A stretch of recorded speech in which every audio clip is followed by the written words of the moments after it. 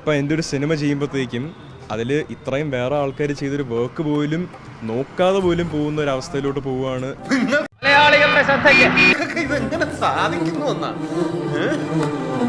തീർച്ചയായിട്ടും ഈ സിനിമ ഇല്ലാതാക്കാനുള്ള പ്ലാനിങ് തന്നെയാണ് നടക്കുന്നത്. ഞാൻ മനസ്സിലാക്കിയെടുത്തോളം ടാർഗറ്റ് മാധവ് തന്നെയാണ്.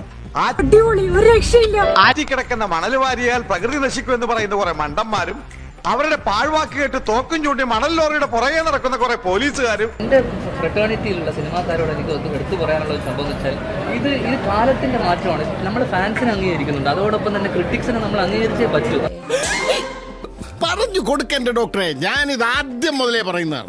അല്ലാതെ അദ്ദേഹം റിവ്യൂ ഇടുന്നുണ്ടോ അദ്ദേഹത്തിന്റെ അഭിപ്രായ സ്വാതന്ത്ര്യത്തോടെ നമുക്ക് യാതൊരു വിധ ഇതുമില്ല, എതിർപ്പില്ല.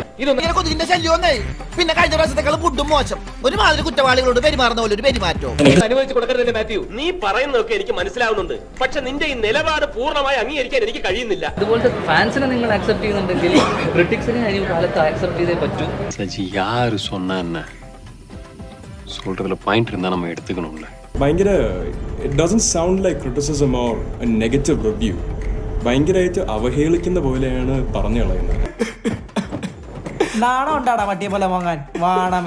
ഇത്തരം ആൾക്കാരെ കൃത്യമായിട്ട് നമ്മൾ നല്ല സിനിമ ചെയ്ത് വായടപ്പിക്കുക എന്നല്ലാതെ തേങ്ങ പത്തരച്ചാലും താളല്ലേ കറി. ഇനി ഞാൻ കുറെ പഠിക്കേണ്ടതുണ്ട്. അത് ഞാൻ പഠിച്ചൊരു ബെറ്റർ ആക്ടർ ആവാൻ ശ്രമിക്കുന്നേ ഉള്ളൂ. അതിലെനിക്ക് സിനിമയിലൂടെ പറ്റത്തുള്ളൂ. നിന്റെ കൂടുതൽ അഭിനയം ആ നാട്ടുകവിടാന്നുള്ള പടത്തെ ഞാൻ കണ്ടു. ഒരു ചേട്ടന്റെ സ്ഥാനത്ത് പറയുക, നിനക്ക് പഠിക്കാനുള്ള കഴിവില്ല മോനെ.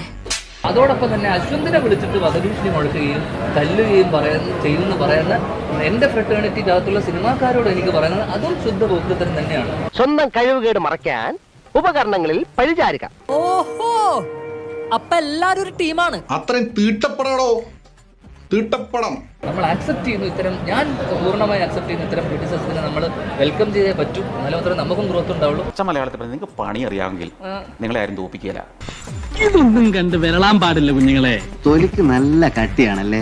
ഇതും ഒരു ഇനി ഞാനിവിടെ നിന്ന് ഡയലോഗ് പറഞ്ഞ കരഞ്ഞു പോകും. ഉസ്മാനെ രക്ഷപ്പെട്ടു. എനിക്കതൊക്കെ എങ്ങനെയാ സാധിക്കുന്നത്?